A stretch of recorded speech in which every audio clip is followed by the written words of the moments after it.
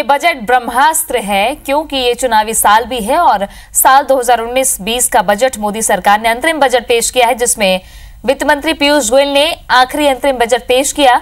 बतौर कार्यवाहक वित्त मंत्री कर्मचारी, कारोबारी, महिला और युवाओं के लिए सरकार ने खजाना खोला है। कई ऐसी स्कीम्स हैं जो धरातल पर दिख पाएंगी या नहीं, लेकिन शुरुआती दौर में काफी राहत भरी खबर है कि एफडी पर टीडीएस की सीमा 10,000 से बढ़ाकर 40,000 कर दी गई है। स्टैंडर्ड डिडक्शन 40,000 से बढ़ाकर 50,000 रुपए किया गया है। जिन कर्मचारियों का ईपीएफ है उनका 6 लाख का बीमा होगा। अभी तक 2.5 लाख का बीमा होता था, लेकिन अब 6 लाख रुपए का बीमा होगा। छोटे किसानों के खाते में हर साल सीधे 6,000 रुपए सरकार पहुंचाएगी।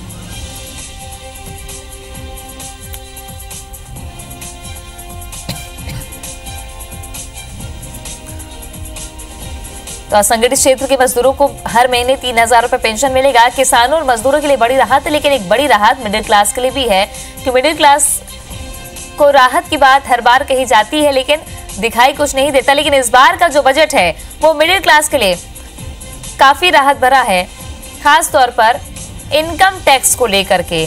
5 लाख रुपए तक की इनकम पर अब कोई टैक्स नहीं लगेगा और इससे ज्यादा टैक्सेबल इनकम पर राहत फिलहाल नहीं मिली है। किसानों को सालाना 6,000 रुपए मिलेंगे।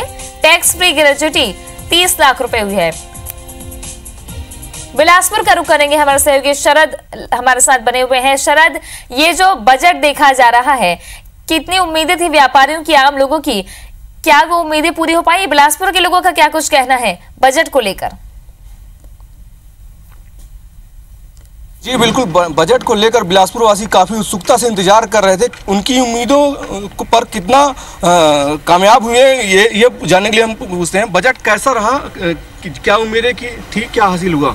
जैसे हम लोगों ने सोचा था कि भारत देश में महिलाओं के लिए, युवाओं के लिए, बुजुर्गों के लिए कुछ अच्छा होगा, मगर ये बजट चुनावी बजट साबित हुआ और वो जुमला बाजी जो है उसको पुनः उसको दोहराया गया। एक समय 15 लाख रुपए का जो वादा किए, जो आज तक पूरा नहीं हुआ, आम जनमानस को धोखा दिया गया। वैसे इस बार किसानों के साथ में छलावा हुआ है कि 2 एकड़ के पीछे सिर्फ 6,000 रुपये की जो बात किया जा रहा है सालाना, तो उसमें यदि प्रत्येक माह हम जोड़े जाए तो किसानों को 500 रुपये देने की बात हो रही है, वो भी भविष्य में देना है। तो 500 रुपये में किसानों का क्या हित होगा और वो क्या खेती बाड़ी के काम कर पाएंगे? कुल मिला के भारत देश जो है कृषि प्रधान देश है। इस देश में यदि यहाँ का विकास चाहते हैं और उन्नति चाहते हैं तो किसानों को आगे बढ़ाना चाहिए। तो वहाँ पर सिर्फ 500 रुपये प्रत्येक माह देने की बात हो रही है, 6,000 रुपये वार्षिक देने की बात हो रही है। तो इसमें उत्थान और विकास नहीं हो सकता। ये एक प्रकार से उपहास है, छलावा है किसानों के साथ में। और जैसे युवाओं के लिए, महिलाओं के लिए, वृद्धजनों के लिए सोचा था, वैसे उम्मीद पे ये खरा नहीं उतरा, फिर पुनः जुमलाबाजी। वरिष्ठ नागरिक हैं आप, कैसा रहा ये मोदी सरकार के ब्रह्मास्त्र? ब्रह्मास्त्र आप कह सकते हैं, मुझसे पूछ सकते हैं। बाकी ये अभी तक ये तय नहीं है कि अंतरिम बजट है कि पूर्णकालिक है। पहले सवाल ये। दूसरी सवाल ये है कि जिस तरीके से ये लोक लुभावन की बात कर रहे थे, मेरे को ये समझ में नहीं आता कि जो सरकार खुद 2 महीने 2.5 महीने बाद नहीं रहने वाली है, वो सरकार आज बजट पेश कर रही है और इसके फायदे आती है कि 2022 तक होंगे। ये उस जुमले से कम नहीं है जो इससे पहले इन्होंने बजट पेश किया था। हम लोगों को तो किसी किस्म की संतोष नहीं है। ग्राउंड लेवल पर अगर आप देखें तो आज भी लोग दुखी हैं। आज बहुत सी टीवी चैनलों में लोगों की ग्राउंड लेवल की बात बता रहे थे। लोगों को अभी यही नहीं मालूम कि हिंदुस्तान में आयुष्मान योजना क्या है, ये क्या है, ये सब चीज़ों की कोई जानकारी नहीं लोगों को। आप योजनाएँ आप बनाते रहें पिक्चर पोस्ट में, मगर धरातल पर जब जो चीज़ नहीं उतर पाती उसकी योजनाओं का कोई देश को कोई फायदा नहीं होना। कितना कामयाब रहा ये बजट बिलासपुर वासियों के लिए, एक आम नागरिक के लिए? नहीं, देखिए बिल्कुल भी ठीक नहीं रहा। उसका कारण यह है कि अगर मैं छत्तीसगढ़ का वासी हूँ और छत्तीसगढ़ की बात करना चाहता हूँ कि हम लोगों ने छत्तीसगढ़ को विशेष राज्य का दर्जा की मांग की थी। नक्सल प्रभावित राज्यों को विशेष दर्जा की मांग की थी, उस पर भी कुछ नहीं हुआ। और छत्तीसगढ़ को विशेष बजट की बात की थी, उसमें भी उन्होंने कुछ नहीं किया। आज की बात अगर हम बताएं कि अभी जो हुआ है, उन्होंने बोला कि इनकम टैक्स में हम 2.5 लाख को 5 लाख कर दें। 1 महीने बाद इनकम टैक्स का रिटर्न फाइल होना है ना। तो ये जितनी भी लुभावनी बात की गई थी पिछले, जैसा मोदी सरकार किया उसी की तरह अभी भी किए हैं। और 5 साल जो उपेक्षित रखा गया छत्तीसगढ़ को, निश्चित रूप से छत्तीसगढ़ के लोग बहुत इससे नाराज हैं। जी और मैं ये भी बोलना चाहता हूँ कि भूपेश बघेल की जो नीति थी उसको ही कहीं ना कहीं मोदी सरकार ने अपनाया है, ऐसा लगता है। क्या रहा है बिलासपुर वासियों के लिए आज का बजट? बजट बहुत अच्छा रहा है बिलासपुर वासियों के लिए और पूरे देश के लिए अच्छा रहा है। मोदी सरकार ने जो बजट दिया है बहुत अच्छा दिया है। गौवंश को लेकर जो बजट दिया है बहुत अच्छा है। उसके बाद आपका जो 2.5 लाख को जो आज 2.5 लाख की इनकम कमाने वाले को जो 5 लाख की गई है वो भी बहुत अच्छी चीज़ है, जिससे लोगों को आर्थिक मदद मिलेगी।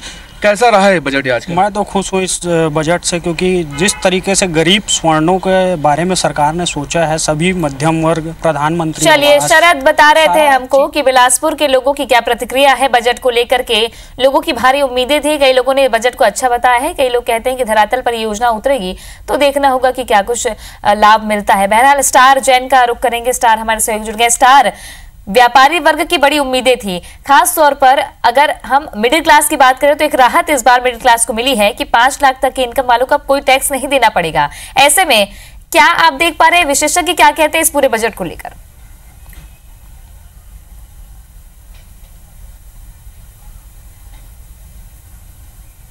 देखिए, बजट आज सामने आ चुका है और जहां तक जो बात की जा रही है कि 5 लाख तक के इनकम पर छूट नहीं है, तो इसको समझने के लिए हमारे साथ विशेष रूप से चार्टर्ड अकाउंटेंट चेतन तारवानी मौजूद हैं। चेतन जी, ये कहा जा रहा है कि 5 लाख तक की छूट है टैक्स में, इनकम में, तो ये किस तरीके से वो थोड़ा समझना चाहेंगे। क्या ये सीधे छूट है या इसमें कुछ एडिशंस जुड़े हुए हैं? मतलब ये जो इंटरिम बजट लाया गया है, इसमें उन्होंने पीयूष गोयल जी ने कहा था कि मैं इस बार मध्यम वर्गीय और छोटे लोगों को ध्यान रखूंगा, बड़े लोगों के लिए बाद में बात करूंगा। तो इस बात से क्लियर है जो बजट में आया है कि 5 लाख तक जिनकी इनकम होगी उनको टैक्स रिबेट 100% होगा।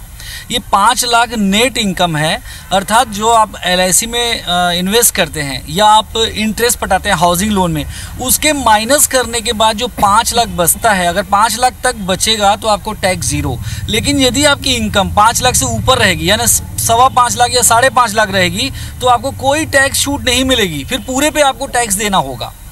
कहने का मतलब ये सबको छूट नहीं है, सिर्फ उन लोगों को छूट है जिनकी इनकम 5 लाख तक है। मतलब टोटल इनकम, चाहे इन्वेस्टमेंट मिला के यदि आपकी टोटल इनकम 5 लाख हो रही है तो ही आपको छूट मिलेगी। मैं इसको और समझाने के लिए करता हूँ। मान लो आपकी इनकम 8.5 लाख रुपया है, 8,50,000 रुपये है, जिसमें 2 लाख आप हाउसिंग लोन इंटरेस्ट पटाते हैं तो 2 लाख वो माइनस हो जाएगी। 1.5 लाख आप LIC वगैरह पटाते हैं तो वो माइनस हो जाएगी। बाकी बची नेट इनकम अगर आपकी 5 लाख तक है तो इसमें टैक्स 0 होगा। अब मैं दूसरा एग्जांपल देता हूं। यदि आपकी इनकम 9 लाख रुपया है और आप हाउसिंग लोन इंटरेस्ट पटाते हैं 2 लाख रुपया और 1.5 लाख रुपया LIC पटाते हैं, तो आपकी नेट इनकम कितनी बची? 5.5 लाख रुपया। उसमें आपको टोटल 22,500 टैक्स पटाना होगा, कोई छूट नहीं मिलेगी। यानी अगर आपकी इनकम 5 लाख तक है तो टैक्स 0, यदि आपकी इनकम 5,50,000 तक है तो फिर 22,500 आपको टैक्स पटानी पड़ेगी। तो ये बात क्लियर है कि यदि उन SSCO को ध्यान रखा गया है जिनकी इनकम सिर्फ 5 लाख रुपए तक है। मतलब एक बात साफ है कि 5 लाख तक की इनकम होगी तो ही उसका जो डिडक्शन आज जो घोषणा की गई उसका छूट मिलेगी। कृषि क्षेत्र पर भी फोकस किया गया। मितुल कोठारी जी एग्री एक्सपर्ट है हमारे साथ हैं। बजट आपने देखा, किस प्रकार रहा एग्री सेक्टर की बात करें तो? निश्चित किसानों के लिए बहुत अच्छा बजट है और देखा जाए तो पिछले जो बजट था पिछले साल का, वो कृषि क्षेत्र के लिए लगभग 58,140 करोड़ था, जो इस साल बढ़ के 1,40,000 करोड़ का है। तो 2.5 गुना बढ़ोतरी हुई है कृषि क्षेत्र के बजट में। और दूसरा जो प्रधानमंत्री सम्मान निधि की जो घोषणा हुई है, जिसमें 75,000 करोड़ के आसपास की व्यवस्था की गई है किसानों के लिए, ये अब तक का कृषि क्षेत्र में किया गया सबसे बड़ा कह सकते हैं कि फंड है, जो सीधा किसानों को डायरेक्ट बेनिफिट देगा, जिसमें 6,000 रुपये प्रति किसान को दिए जाने हैं। MSP भी कई चीज़ों की बढ़ाई गई है, मिनिमम सपोर्ट प्राइस जो बोलते हैं। निश्चित MSP आपने देखा होगा कि अभी 6 माह पहले ही सभी चीज़ों के MSP बढ़े। हमारा छत्तीसगढ़ धान बहुल क्षेत्र है तो यहाँ पे भी 1750 रुपये हो गया धान का MSP। तो बाकी अन्य कमोडिटी में भी गवर्नमेंट ने MSP बढ़ाई है। और इसका एक MSP का एक आयोग रहता है, वो टाइम टू टाइम गवर्नमेंट को रिपोर्ट करता है कि MSP क्या होनी चाहिए, तो गवर्नमेंट उसके अकॉर्डिंग काम करती है। यदि सिंगल लाइन में जानना चाहूँ एग्री सेक्टर के हिसाब से बजट कैसा रहा है तो क्या जवाब रहेगा आपका? एग्री में यानी कृषि क्षेत्र में ये बजट जो है निश्चित एक माइल का पत्थर है और मील का पत्थर है, और ये इससे सभी किसानों को और पूरी एग्रीकल्चर इंडस्ट्री को लाभ होगा। देखिए, हमने दोनों चार्टेड अकाउंटेंट से भी बात की है और कृषि एग्री एक्सपर्ट से भी बात की है। तो एक बात सामने आ रही कि मिडिल क्लास या निम्न वर्ग के लोगों को ध्यान में रख के बजट प्रावधान किया गया है, क्योंकि एक बहुत बड़ा वर्ग है जो इस 5 लाख तक की इनकम के श्रेणी में आता है। वहीं एग्री सेक्टर की बात करें तो जिस प्रकार से बताया जा रहा था कि 3 गुना बजट प्रावधान बढ़ा दिया गया है, तो कृषि प्रधान देश है और जिस प्रकार से एग्री सेक्टर को फोकस किया जा रहा है, तो एक प्रकार से कहा जा सकता है कि आम पब्लिक, आम किसान को ध्यान में रख के ये बजट पेश किया गया है। जी बिल्कुल, बहुत बहुत शुक्रिया स्टार जानकारी के लिए। तो चेतन तारवानी सीए और मितुल कोठारी कृषि विशेषज्ञ हमारे साथ बने हुए थे, स्टार ने उनसे जानकारी साझा की। शरद भी हमारे साथ बिलासपुर थे। शरद, बहुत बहुत शुक्रिया आपका भी। तो 5 लाख तक की इनकम में कोई टैक्स नहीं लगेगा, लेकिन जिस तरह से चेतन तारवानी बता रहे थे कि अगर 5,50,000 भी आपकी इनकम है तो भी आपको 22,000 रुपए टैक्स पटाने पड़ेंगे। ऐसे में ये राहत तो मिडिल क्लास के लिए काफी बड़ी है, साथ ही किसानों और मजदूरों का बजट भी इसे कहा जा सकता है। बहरहाल खबरें लगातार जारी है, बने रहिए IBC 24 के साथ। नमस्कार।